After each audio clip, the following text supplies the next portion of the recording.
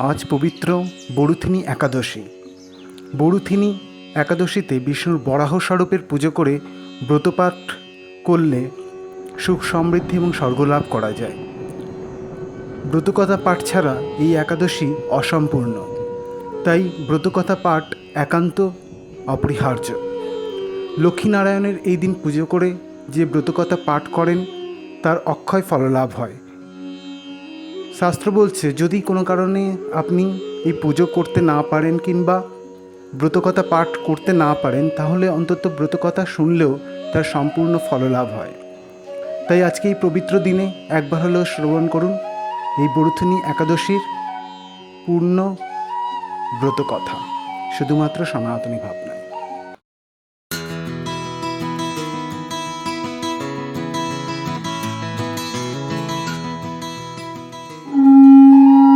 অথ বরুথিনী একাদশী ব্রতকথা। পৌরাণিক কাহিনী অনুযায়ী এককালে নর্মদা নদীর তীরে এক রাজ্যে রাজা মান্ধাতার শাসন এবং রাজত্ব ছিল।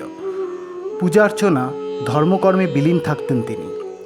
একদিন জঙ্গলে গিয়ে তপস্যা করতে শুরু করলেন রাজা মান্ধাতা।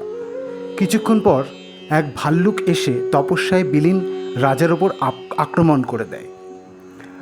রাজার পা ধরে টানতে শুরু করে ওই ভাল্লুক, কিন্তু তা সত্ত্বেও রাজা কোনো প্রতিরোধ না করে তপস্যায় মগ্ন থাকেন।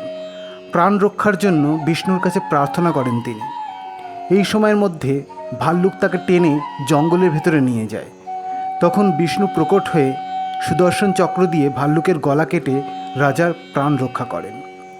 ভাল্লুকের হামলায় রাজা মান্ধাতার এক পা নষ্ট হয়ে যায়, যা দেখে দুঃখী হয়ে পড়েন তিনি।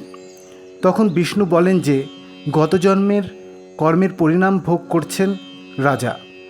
রাজাকে বৈশাখে কৃষ্ণপক্ষের একাদশীতে বরুথিনী একাদশী ব্রত পালন করতে বলেন বিষ্ণু। মথুরায় গিয়ে তিনি এই ব্রত পালন এবং বরাহরূপের পুজোর পরামর্শ দেন রাজাকে। এই ব্রতের পূর্ণ প্রভাবে রাজা নতুন শরীর লাভ করবেন বলে জানান নারায়ণ। হরির আদেশ অনুযায়ী বরুথিনী একাদশীতে রাজা মান্ধাতা মথুরায় গিয়ে নিয়ম মেনে ব্রত পালন করেন। রাত্রি জাগরণ করে পরের দিন পালন করেন।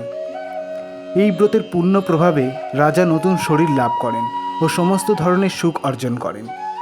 জীবনের শেষে উনি স্বর্গ লাভ করেন। শাস্ত্রমতে বরুথিনী একাদশী পালন করে ব্যক্তির সমস্ত পাপ নষ্ট হয় এবং রাজা মান্ধাতার সমান সুখ ভোগ করতে পারেন। জয় শ্রী বিষ্ণু।